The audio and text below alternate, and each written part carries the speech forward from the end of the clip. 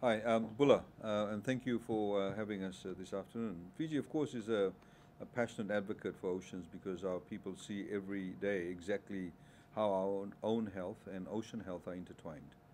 We are stewards of about 1.3 million square kilometers of blue Pacific. 27% of our population live within 1 kilometer of the coastline, and 76% live within 5 kilometers. Our reefs, our coastal watersheds, rivers, and high seas are among our greatest source of food, culture, resilience, and sustainable development. And we're committed to sustainably managing all of our ocean by 2030, with 30% as marine protected areas or MPAs, which of course we've been working with the UK on. But even if you cannot see the ocean from the window of your seaside home, we are all oceanic people who depend on a healthy ocean, I should say. Just the same, we all put a risk by its degradation. The value of a healthy ocean cannot be captured on a spreadsheet or an investment prospectus, but by the numbers. The world's oceans have generated over US $1.5 trillion in economic activity in 2010 and is expected to reach over US $3 trillion by 2030, including fishing, shipping, offshore wind energy, maritime and coastal tourism, and marine biotechnology. The ocean's intangible value lies, in fact, in the life it supports, our lives and the life of every organism on Earth. And there's even more the ocean can offer us if we're willing to change our relationship from one of abuse and exploitation to one of harmony and opportunity. Quite literally, the ocean is our blueprint to achieve a better and more sustainable future for all, from sustainable livelihoods to economic development, to gender equity, to climate action, zero hunger, and sustainable cities. So, of course, we must defend it. And because the ocean is a single connected resource, we have to work beyond our shores and beyond our regions to enlist every nation in ocean preservation. It's not just about investing in healthy oceans. It is about understanding the importance of sustainable ocean management in the broader context of the blue economy. Investing in healthy oceans is, in fact, investing in economic development. The Asia Pacific region is the world's largest producer of fish, providing food and income to more than 200 million people and employing more than 50 million people in the sector. And in fact, 84% of the global population engaged in fisheries and aquaculture are in Asia and the Pacific. Despite their vital importance, fisheries are facing severe threats from climate change, environmental degradation, and overfishing. Such threats are amplified in coastal areas, fishing areas close to highly populated areas, with strong demand from growing Asian economies. The challenges of managing marine capture fisheries lie in our ability to govern and enforce fisheries legislation. Multilateral agreements and voluntary instruments are in place, but they must be translated into tangible results at the grassroots, including fisheries laws and policies. As a region sustained on fish, we need to also cooperate in combating illegal, unreported, and unregulated fishing, or IUU.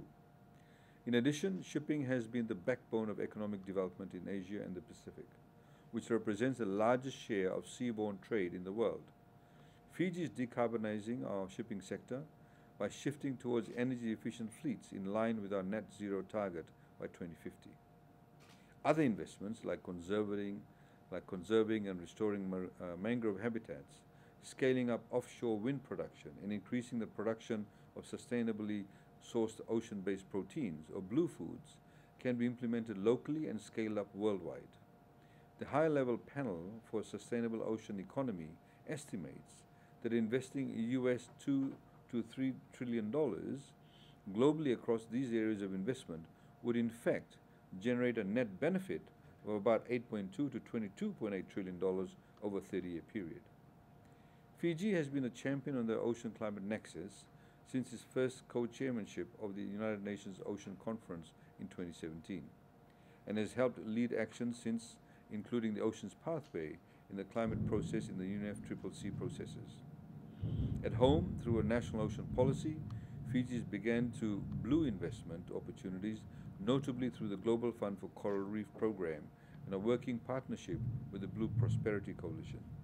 Our role is to not only advocate on the international platform, but to ensure that our policy instruments, by extension of our implementing agencies, make a difference at the national and grassroots level, assisting communities affected by the adverse impacts of climate change. And we will, of course, continue to make ourselves into a blue beacon of progress for the world to follow. Thank you. Now we can go back to Fiji. At COP26, we know that Fiji announced its intention to issue a blue bond.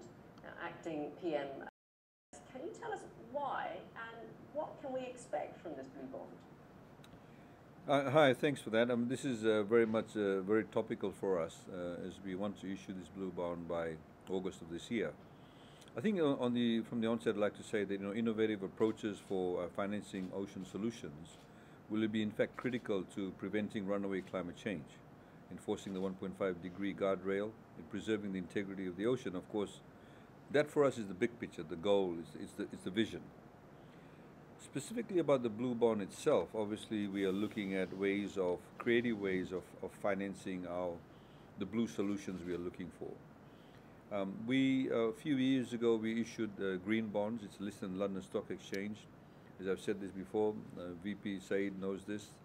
The optics were great, but the interest rates were terrible. We paid, in excess of 6%.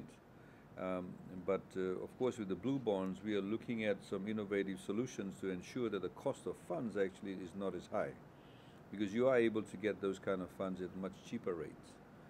But the idea of having a blue bond obviously does, attract investors. It does attract investors in terms of both who want to provide, for example, finance, but also in terms of your narrative in respect of drawing the ocean climate nexus, in place.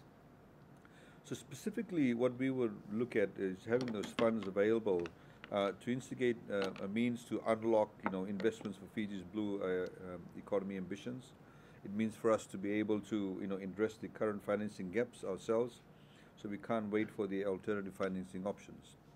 The three key areas that I wanted to mention that we are looking specifically for the blue bonds, and one is in the area of green shipping.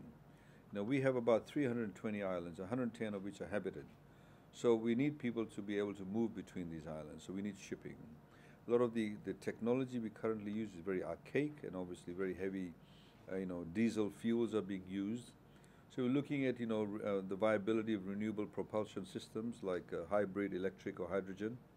So we are looking at the blue bonds perhaps contributing towards that, because we have our NDCs, the National Determined Contributions, that we have a target of decarbonizing the domestic marine transport sector by at least 40% by 2030. So we are looking at the blue bond raising in terms of assisting us in that space. Secondly, sustainable fisheries. The policy intent is to create viable government or semi-commercial ventures in the fisheries sector, focusing on niche fisheries, initiatives such as mariculture, aquaculture, and sustainable inshore fisheries. A lot of the women are actually involved in this. In particular, for example, we have pearl farming also. So this is expected to improve domestic food security, create jobs for coastal communities, and of course diversify the fisheries sector, and even create export opportunities in the long term. We have a particular case. So, for example, we have a lot of people coming to Fiji for beach dimmer. Now, this beach dimmer is harvested from the wild. However, it can in fact be grown in the backyard lagoons of these communities who live along the coastal line. So if we are able to have hatcheries and then use these lagoons and bring in this sort of baby beach dimmers and let them grow in the natural environment, and then actually then harvest it, as opposed to going into the wild. So the sustainability factor is there. And the third area overall is the policy intent to entice private sector investment in the 4 marine protected areas that we've currently gazetted, with potentially another 14 areas that we'd like to put under consideration. A lending facility we're looking at being created, ideally through a financial entity like the Fiji Development Bank, as a delivery partner that will be offered to tourism operators, village cooperatives, and NGOs. It is expected that the lending facility will provide concessional loans for delivery of blue economy initiatives. Again, there's a lot of innovation that can take place. We have a lot of hotel operators. Nearly 40% of our GDP is dependent on the tourism sector. Of course, we'd like to de-risk it by less dependency, but nonetheless, tourism will continue to play a part. And we need to have sustainable tourism. And the blue bonds actually can contribute towards helping us develop a policy, and indeed a practical implementation of the policy working with the private sector by making funds available. For example, our development bank currently has a agriculture loan subsidy scheme. We could similarly have a similar, process in which we have blue bonds being used for that particular facility, but focusing on the blue economy. So I think, in a nutshell, perhaps I could end there, but that's the overall sort of target objective of the blue bonds. Yes, I would like at this stage to thank our ministers for joining us in this very important discussion, highlighting the urgency of what needs to be done to save our oceans. Her Excellency Amina Shona, the Minister of Environment, Climate Change and Technology from the Maldives, thank you. And the Honourable Aiyaz Sayed-Khaiyum, the Acting Prime Minister of Fiji, as well as the Minister for the Economy and Climate Change. Thank you so much for participating in this very important discussion.